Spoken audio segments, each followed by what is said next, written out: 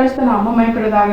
இதனால் இந்த காலங்களிலே கர்த்தர் நம்மை அவர்கள் பலப்படுத்தும்படியே நமக்கு தருகிற வார்த்தை 1 கொரிந்தியர் அதனுடைய 4ஆம் அதிகாரம் அதனுடைய 20வது வசனம். தேவனுடைய ராஜ்யம் பேச்சிலே அல்ல, பலத்திலே உண்டாயிருக்கிறது. கர்த்தருடைய பரிசுத்த நாமம் மயப்படுவதாக. இந்த வசனத்தை கொண்டுதான் தேவஜனங்களாகி நம்மை இன்று அவர்கள் பலப்படுத்துகிறார்.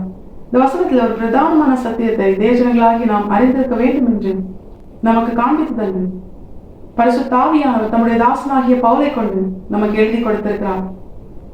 தேவனுடைய ராஜ்யம் அது பேச்சிலே அல்ல, அது பலத்திலே இருக்கிறது என்று இந்த வசனம் நமக்கு தெளிவாய் காண்பிக்கிறது. நமக்காக அனுப்பப்பட்ட நம்முடைய ஆத்தும மனவாளனாகிய ஆண்டவராகிய இயேசு கிறிஸ்து அவர் மனுஷ சாயலாக இறங்கி வந்ததற்கு அநேக ஆவிக்குரிய சத்தியங்கள் இருந்தாலும் ஒரு பிரதானமான சத்தியம் என்ன தெரியுமா? தேவஜனங்களாகி நாம் தேவனோடு கூட அந்த பரலோக ராஜ்யத்தை சுதந்திரிக்க வேண்டும் என்றுதான் நமக்காக நம்மை மீட்கும்படியாக நம்முடைய பாவத்தின் ஆக்கினையை நம்மை விட்டு அகற்றும்படியாக ஆண்டவராக இயேசு கிறிஸ்து நம்மை போல மனுஷ சாயலாய் வந்தார். நாம் செய்த பாவத்தின் ஆக்கினையை அவர் ஏற்றுக்கொண்டு தம்முடைய ராஜ்யத்திற்கு பங்குள்ளவர்களாக பரிசுத்தமுள்ள தேவ ஜனங்களாக நம்மை மாற்றினார். பரிசுத்தம் இல்லாமல் தேவனை தரிசிக்க முடியாது என்று வேதம் தெளிவாய் சொல்லுகிறது. இப்ப தேவஜனங்களாகி நாம் ஒவ்வொருவரும் பரிசுத்தமுள்ளவர்களாய் மாற, ஒருவரும் சேரக்கூடாத ஒளியிலே வாசம் பண்ணுகிற பரலோக தேவனுடைய அந்த ராஜ்யத்திலே பிரவேசிக்க, அதை சுதந்திரிக்க தம்முடைய சொந்த குமாரனை அவர் நமக்காக அனுப்பினார். இது அவர் நமக்கு பாராட்டின அன்பு.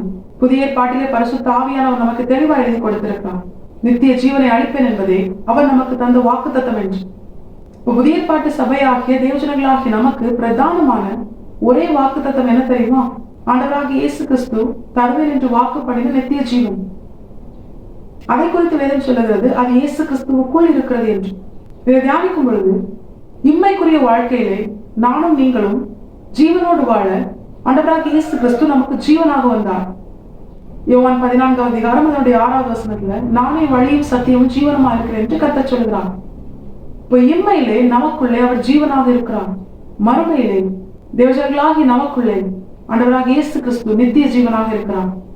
நித்திய ஜீவனை தேவஜனங்களாகி நாம் ஒவ்வொருவரும் சுதந்திரிக்க வேண்டும் என்றுதான் ஆண்டவராகிய இயேசு கிறிஸ்து இறங்கி வந்தார். ஆண்டவராகிய இயேசு கிறிஸ்துவால் நமக்கு வாக்கு பண்ணப்பட்டு அவரால் பிரசங்கிக்கப்பட்டு தேவஜனங்களாகி நாம் ஒவ்வொருவரும் சுதந்திரிக்க வேண்டும் என்று பிதாவாகிய தேவன் நமக்கு ஏற்படுத்தி கொடுத்த அந்த பரலோக ராஜ்யம் அது பேச்சிலே அல்ல, அது பலத்திலே இருக்கிறது என்று வசனம் சொல்கிறது. இதற்கு அநேக ஆவிக்குரிய சத்தியங்கள் இருந்தாலும் இன்று கர்த்தர் பிரதானமாக எச்சரித்து உணர்த்துவது என்ன தெரியுமா? இந்த பலன் என்பது பரிசுத்த ஆவியானவரை உணர்த்துகிறது. பரிசுத்த ஆவியானவர் இல்லாமல் இம்மையிலே ஆண்டவராக இயேசு கிறிஸ்துவை ஜீவனாக பெற்றிருக்க முடியாது. இம்மையிலே ஜீவனாக பெற்றிருக்க முடியாதேயானால் மறுமையில் நிச்சயமான ஆண்டவராக இயேசு கிறிஸ்துவுக்குள் இருக்கிற நித்திய ஜீவனை நம்மால் சுதந்திரிக்க முடியாது. அதாவது வேதம் சொல்கிறது, மீட்கப்படும் நாளைக்கென முத்திரையாக தேவஜனங்களாகி நாம் ஒவ்வொருவரும் பரிசுத்த ஆவியானவரை பெற்றிருக்க வேண்டும் என்று. மீட்கப்படும் நாளைக்கென முத்திரையாக அனுப்பப்பட்டவர்தான் பரிசுத்த ஆவியானவர். ஆண்டவராகிய இயேசு கிறிஸ்து வந்து தம்முடைய மனவாட்டி சபையை அழைக்க வரும் பொழுது பரிசுத்த ஆவியானவரால் முத்திரையிடப்பட்டவர்களைத்தான் அவர் அழைத்து செல்வார். பரிசுத்த ஆவியானவரின் முத்திரை இல்லாத ஜனங்கள் கைவிடப்படுவார்கள். பரிசுத்த ஆவியானவரின் நிறைவு என்கிற அந்த அனுபவத்தை அநேகர் அறியாமல் இருக்கிறார்கள். அநேகர் அலட்சியம் பண்ணுகிறார்கள். அநேகர் அவரை பெற்றும் அவரை துக்கப்படுத்துகிறார்கள். தேவஜனங்களாகி நாம் நமக்கென அருளப்பட்ட பரிசுத்த ஆவியானவரை துக்கப்படுத்த அல்ல தேவன் நம்மை தெரிந்து கொண்டது.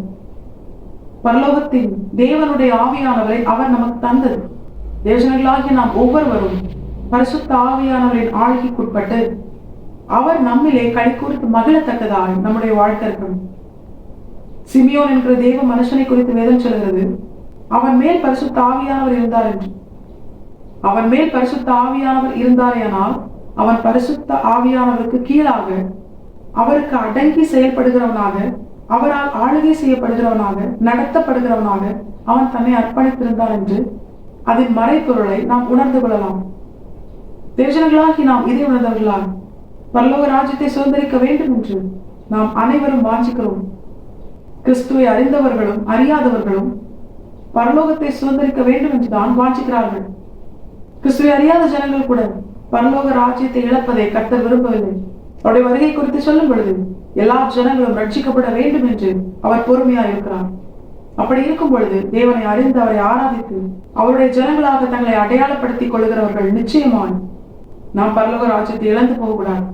தேவஜனங்களாகி நாம் தேவனுடைய ராஜ்யத்தை நிச்சயமாய் சுதந்திரிக்க வேண்டும்.